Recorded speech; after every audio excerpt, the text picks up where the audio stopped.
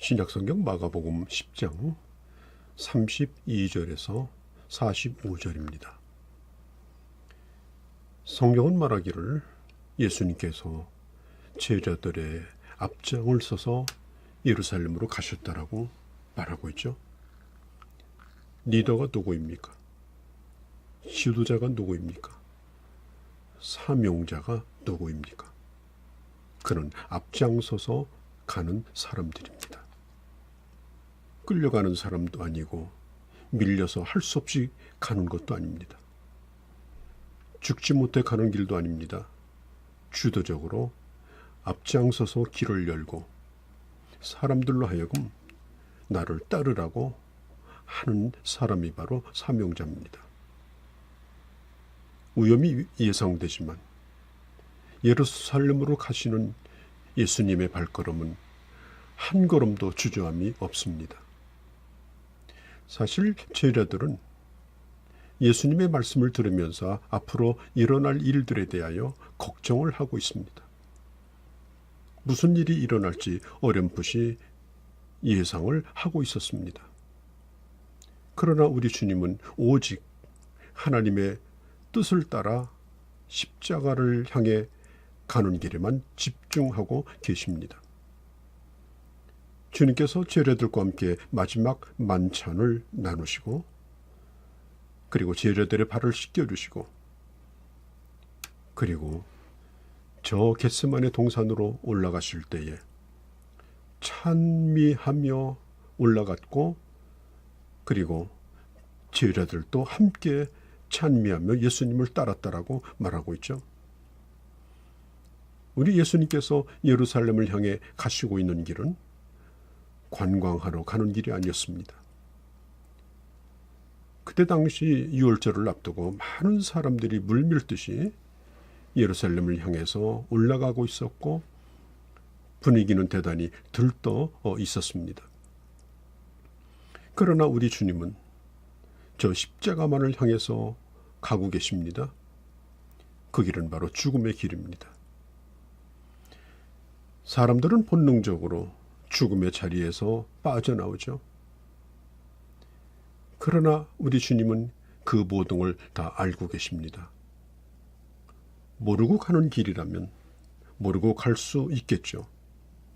그러나 그 수치와 그 고통이 얼마나 큰지를 알고 주님은 그 길을 가시는데 얼마든지 피할 길도 있었습니다. 그러나 주님은 제자들보다 앞장서서 너희는 나를 따르라고, 나를 따르는 것이 제자의 길이라고 말씀하셨습니다. 우리 주님은 죽음을 넘어서 부활로 이어지며 그리고 하나님의 영광이 드러날 것을 예상하고 계셨습니다. 33절, 34절이 그걸 말하고 있죠. 물론 그 과정은 악한 자에게 넘기시고 또 죽이기로 작정되어서 사형 선고를 받고 그리고 빌라도에게 끌려가서 능욕과 침뱉음과 채찍을 당하시고 그리고 죽음을 당하시고 그리고 3일 만에 부활하실 것이라고 말씀하십니다. 예수님의 고난과 예수님의 부활은 계획된 사건입니다. 예수님은 자신의 탄생이나 자신의 성장 또 자신의 사역 그리고 자신의 죽음과 부활이 주님의 말씀대로 응하여 지고 있음을 다 알고 계셨습니다. 특히 오늘 45절에 보면 주님이 이 땅에 오신 목적을 다시 한번 밝히시죠. 섬김을 받으러 온 것이 아니라 인간을 위한 대속물로 죽으러 오셨다라고 우리 주님은 말씀하셨습니다. 이런 이야기를 계속 듣고 있던 베드로가 예수님의 앞길을 가로막은 적이 있죠. 절대로 그런 일이 주님에게 일어날 수 없습니다. 누구 마음대로 죽는다고 말합니까? 우리가 누구를 보고 쫓아왔는데요. 이 돌발 사태에 대하여 우리 주님은 어떻게 반응하셨습니까? 사탄아, 내 뒤로 물러가라.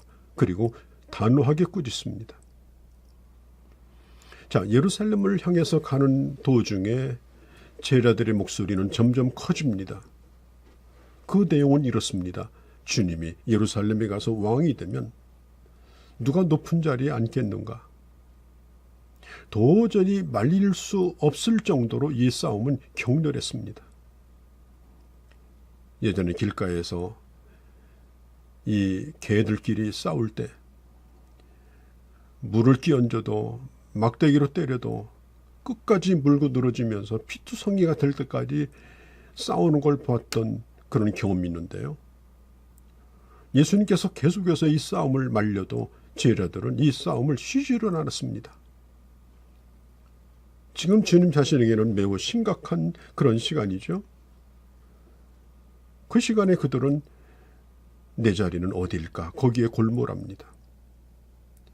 그때 두 제자가 갑자기 나타납니다. 그리고 이렇게 말합니다. 주님이 왕이 되시거든 좌측에 그리고 우측에 우리 형제에게 좀 나눠주십시오라고 말합니다. 마태복음에 보면 이 요한과 이 야고보가 자기 어머니까지 데려와서 그 자리를 청탁을 하고 있는 것을 보고 있죠. 그런데 제자들은 분을 견디지 못합니다.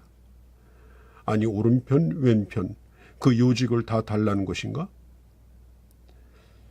자, 오늘날도 예수님을 이용해서 뭔가 얻으려고 사람들은 야단입니다. 심지어 사도행전 1장에 보면 주님이 마지막 그 제자 훈련을 끝내고 점검을 하는 그 시간에 한 제자가 견디지 못하여서 입속에서 맴맴 돌던 한마디를 던집니다. 예수님, 이제 노마를 때려 눕히고 이 나라를 해방하실 때가 이제 되었습니까? 그때 주님께서 이렇게 말씀하죠. 그것은 너희의 알 바가 아니다. 오직 성령이 너희에게 임하시면 너희가 권능을 받고 예루살렘과 온 유대와 사마리아와 땅끝까지 내 증인이 되라. 자, 예수님께서 제자들에게 말씀하시기를 38절에 영광을 받기 위해서는 너희가 내 잔을 마셔야 된다라고 말씀하십니다. 그때 거기에 모여있던 제자들은 그 잔이 축배의 잔인 줄 알고 왕이 신하에게 따라주는 잔인 줄 알고 모두 다 큰 소리 칩니다. 그 잔을 마시겠노라고. 그 잔은 바로 고난의 잔이요 순교의 잔이었습니다. 그들이 말한 대로 사도 요한을 제외한 모든 제자들은 다 순교의 길을 걸어갔죠.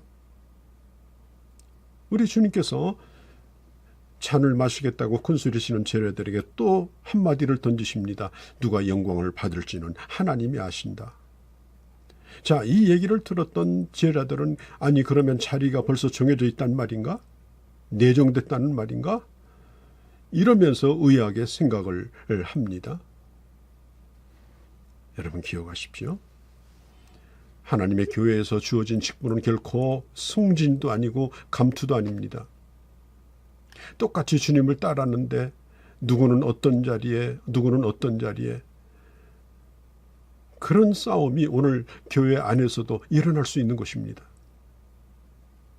그런 제자들에게 우리 주님은 제자의 삶이란 무엇인가에 대하여 말씀하십니다. 이렇게 말씀합니다.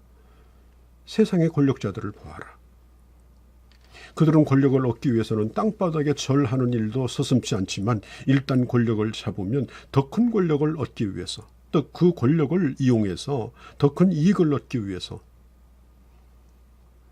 더 몸부림치는 것이 세상의 권력의 속성이 아니냐. 그러나 이 세상의 권력은 10년을 못 간다고 하죠. 그러면서 주님이 하시는 말씀이 나는 대속물로 왔다. 대속물, 누트론이라는 말은 종을 풀어주기 위해서 대신 값을 지불하는 걸 의미하죠. 디모데전서 2장 6절에 보면 그가 모든 사람을 위하여 자기를 속전으로 주셨다고 말합니다. 대신 지불해주는 지불값이 바로 예수님입니다.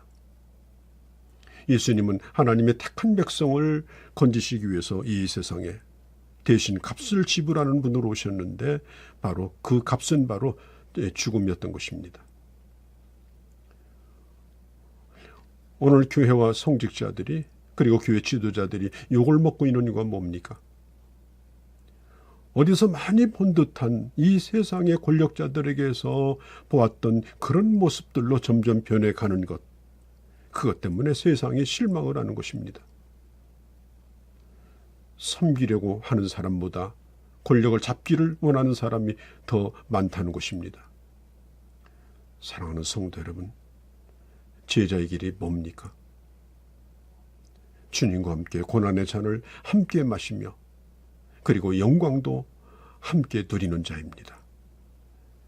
세상의 야망에 목마른 제자들을 깨우쳐 주시며 진정한 하나님의 종의 길을 가르쳐 주신 그 주님의 말씀을 오늘 가슴 깊이 새겨보시기를 바랍니다.